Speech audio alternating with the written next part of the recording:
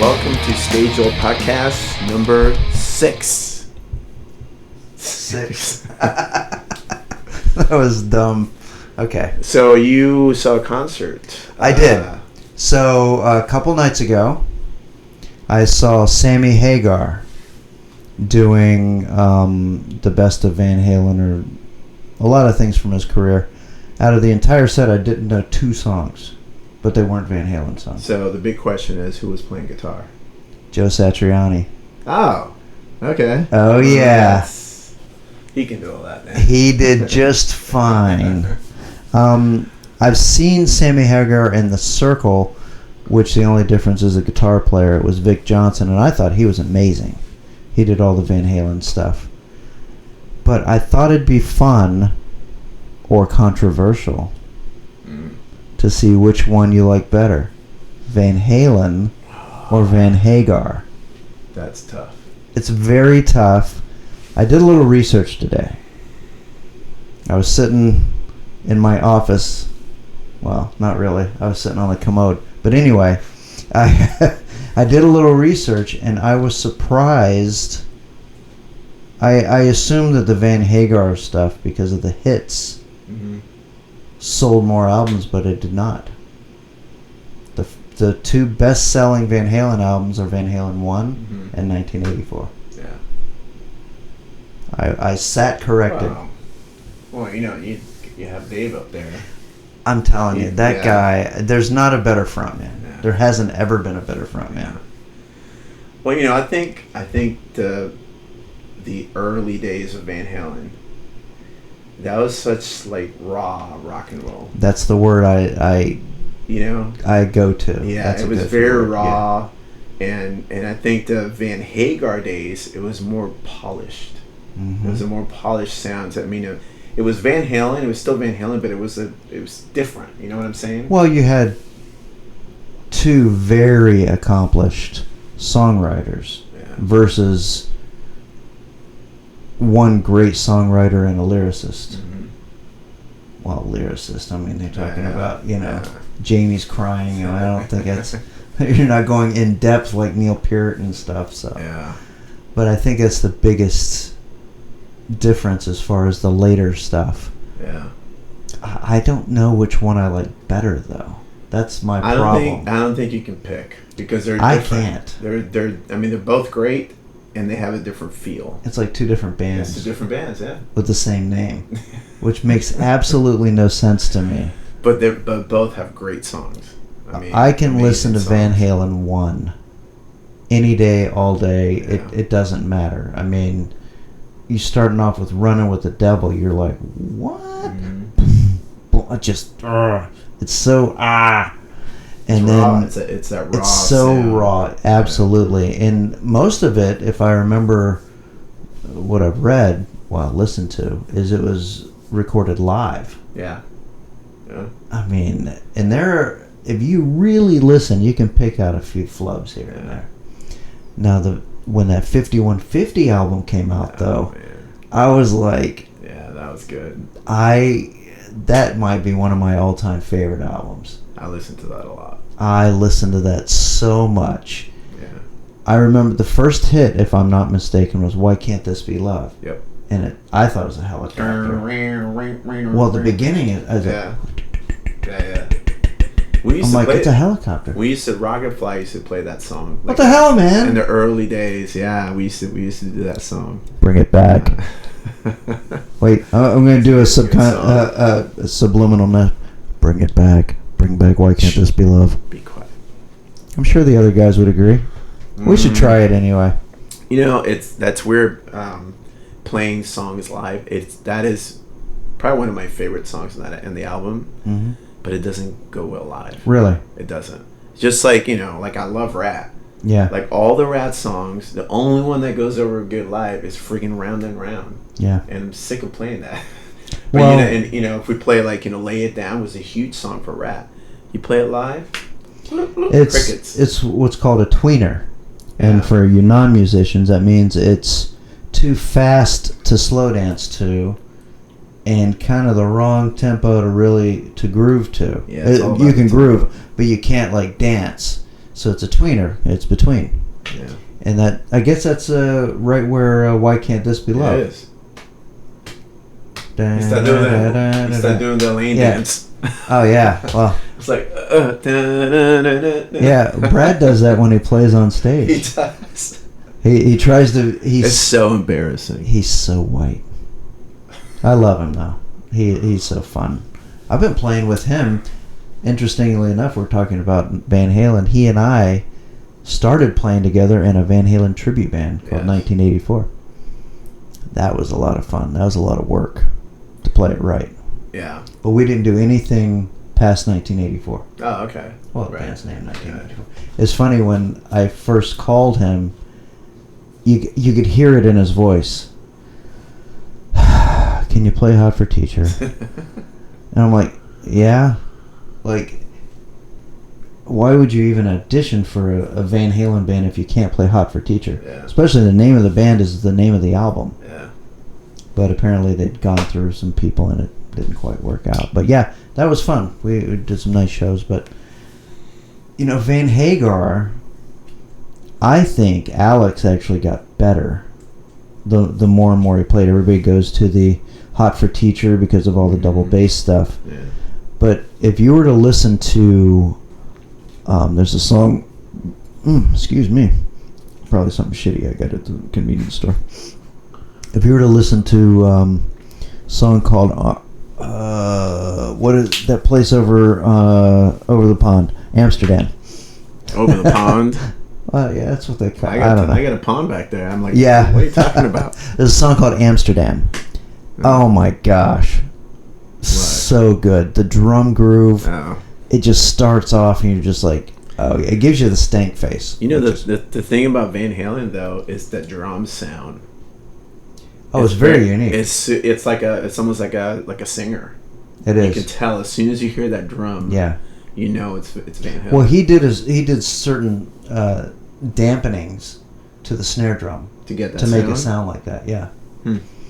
Yeah. Because like the Hot for Teacher, you could tell it's like very compressed or something. It's when you hear. Yeah, he got that idea from his Lamborghini when you started up. Yeah. One of their Lamborghinis. It's like, oh. Kind of like my Lamborghini just sitting out there. Yeah. You get tons of ideas. Yeah, if we were to get a drum part from my truck, it'd just be like. Why can't this be love? Mm-hmm. So anyway, we'd like to know what your take is on Van Halen versus Van Hagar. I personally can't choose my favorite because I like them both equally well for different reasons. And it sounds like that's how you are as well. So you saw the show. So, I know, what's his name? Hagar. How old is he now? Like 80? No, he'll be 77 this year. 77. And he sounds great. Now, I will say, I was surprised at how much Michael Anthony sang lead. Well, he's an amazing singer. He is so underrated. Absolutely. I mean, all the harmonies, obviously, but he did a lot of the lead singing. Really?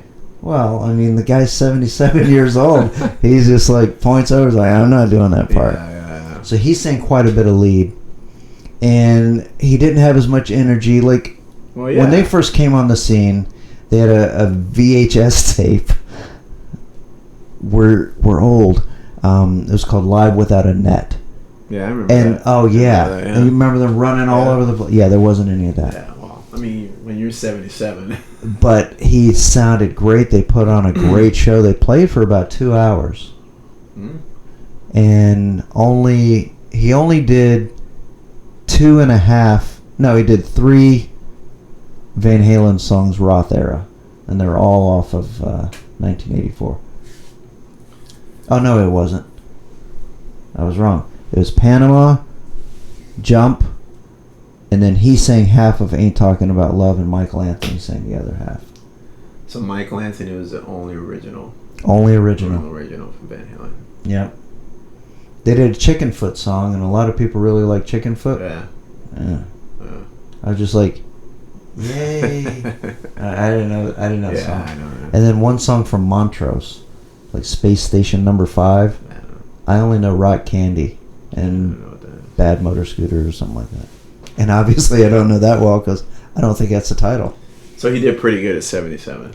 He did pretty good for our age. I mean, I'm not 77. Don't say our age. No, but I'm just saying, if he was our age, never mind. I'm not making much sense. No. It's a little later. We're doing this a little later than normal. I've been working all day. But, so anyway, the concert was great. He played about 2 hours, and Jason Bonham on drums. It was really great, his drum set. He had 3 bass drums, and they had the face of John Bonham on them. John Bonham on them. Yes. Did he do a drum solo? He did not. So this is all music for 2 hours? All music for 2 hours. Nice. Yeah. And he didn't need to do a guitar solo, because he did do, back in the day, he had a kind of a hit called Satch Boogie. Mm-hmm. He played that. Oh, okay. So that was pretty fun. Mm-hmm. And he had one of the guitars was an Eddie guitar. Nice. They did some nice stuff for that. But yeah, it was really good. I probably won't go see them again. I've seen them a few times, and once you get past 76 or so, I think it's like. So how was it? Like, I know, back in the 80s and 90s, late 90s, the stage show, like the pyrotechnics and the actual screens. Now what I noticed this time was we did a show 6 or 8 months ago where they had that giant LED screen behind us. Yeah. It was that. Oh, okay. Bigger. Yeah. But it's just a gigantic LED screen and then lights. That's the way it is now. Even like when you see Def Leppard, they had those big screens. Yeah. And basically, you can make that screen, display anything. Right. So you don't need all the extra shit. No, there was hardly any fog, but quite a bit. A lot of lights. Obviously, it's a big stage. It's the Tampa Amphitheater. Yeah. That's where we saw Black Crowes and Dirty Honey there. And I'll be back there again in September for Hold My Hand. Oh gosh, no. I should drag you along. No. So one other thing I wanted to touch on, which I thought it'd be fun because I listened to it on the way here, is guilty pleasures. Like, what would our fans be surprised that you actually listen to? I don't really listen to anything. Okay. Because I'm serious. I write a lot. So basically what I do is, like, at night, if I come up with an idea, I'll record it, and then on my drive to work and drive back home, I'm listening to that.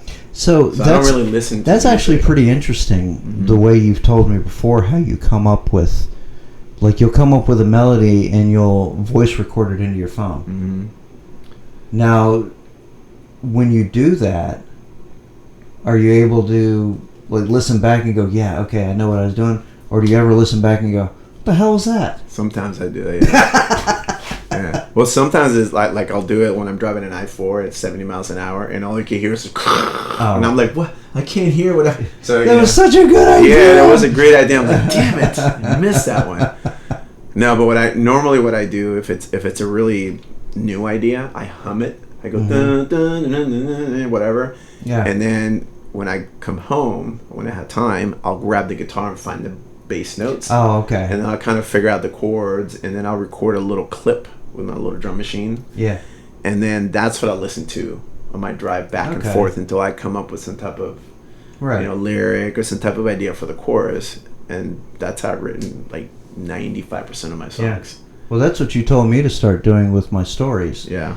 Because I'll come up with a story or an idea, and I'll be like, oh man, and I can't like write it while I'm driving. Mm-hmm. I do, but I shouldn't. Yeah. So you told me to start dictating it, and I started doing that. Yeah. And it's actually worked out really well. Yeah, just to make sure you do it right on the phone, because if you have a cheap car like us, all you hear is a road noise. It's like, okay, this guy goes into this place. Yeah. But I don't really listen to anything. If I do listen to something, I like to listen to jazz. But hardcore jazz.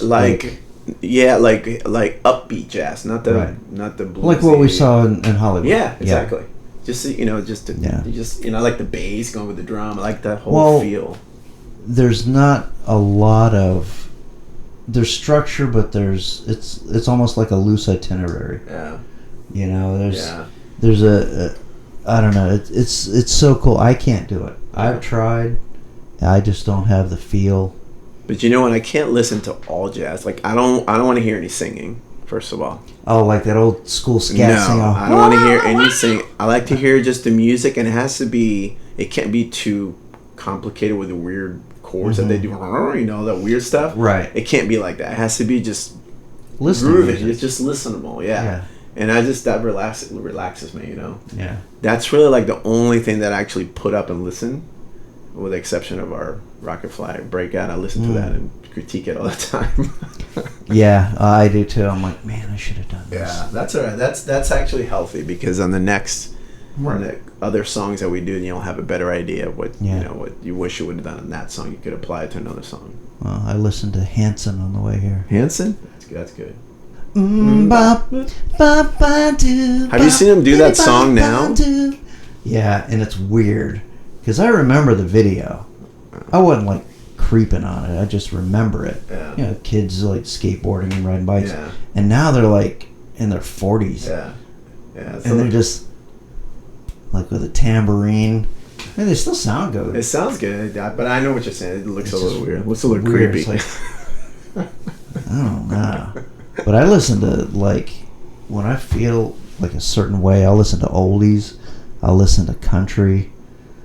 I don't even listen to, like, the stuff we play. I don't listen to any of that stuff. No, you mean like the actual 80s stuff? Yeah. No. I've been playing it since it came out. I don't need to listen to it. No, I listen it's like, to it. ugh.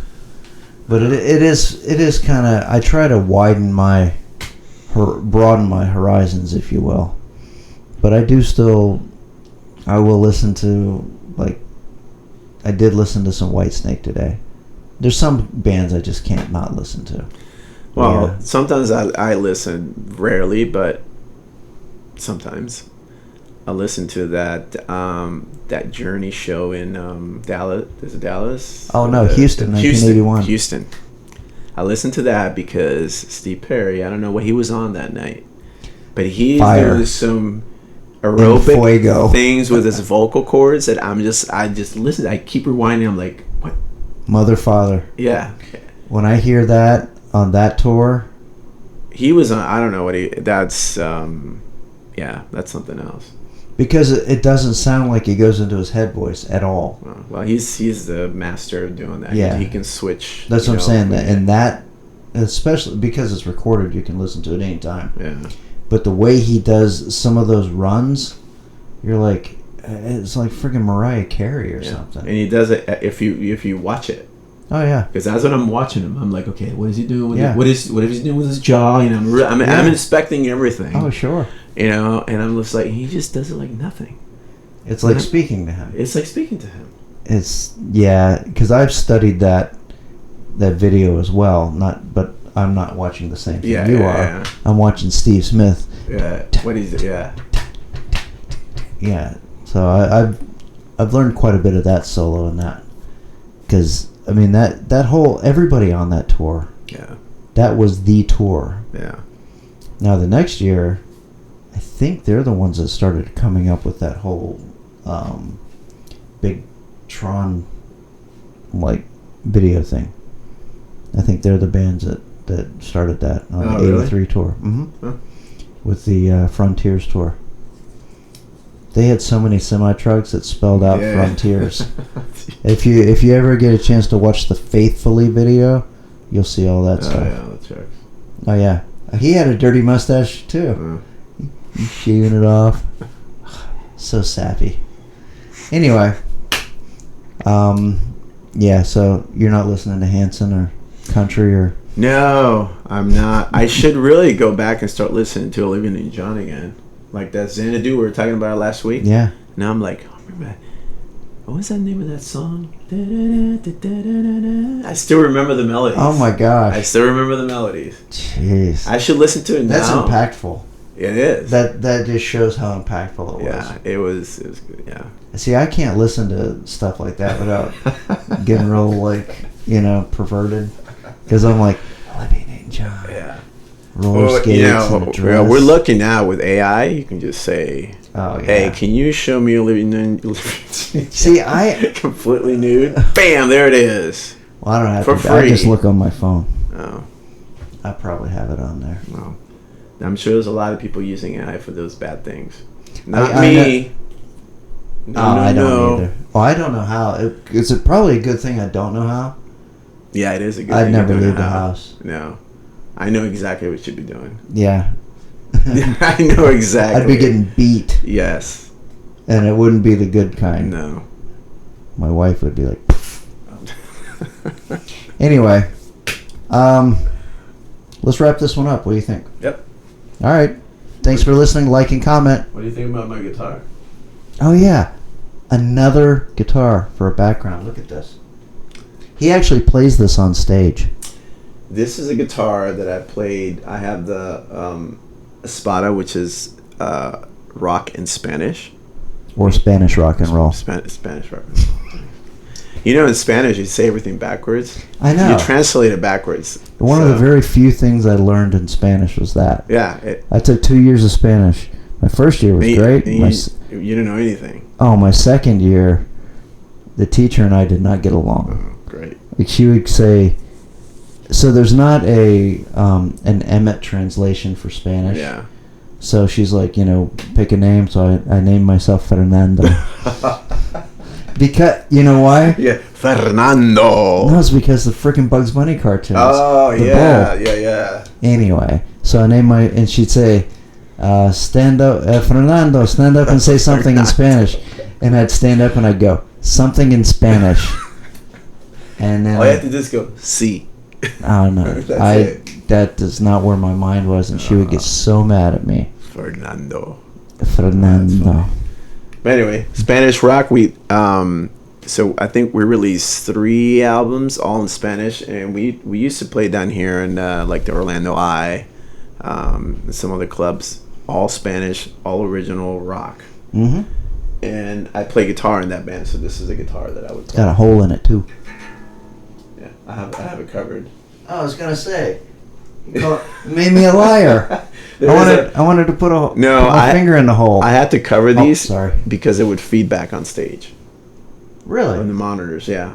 Huh. So I researched and I was like, yeah, if you cover the holes in the feedback. Anyway. Must have worked. Yep. All right. I think we're done. Good. Until next time. Cheers.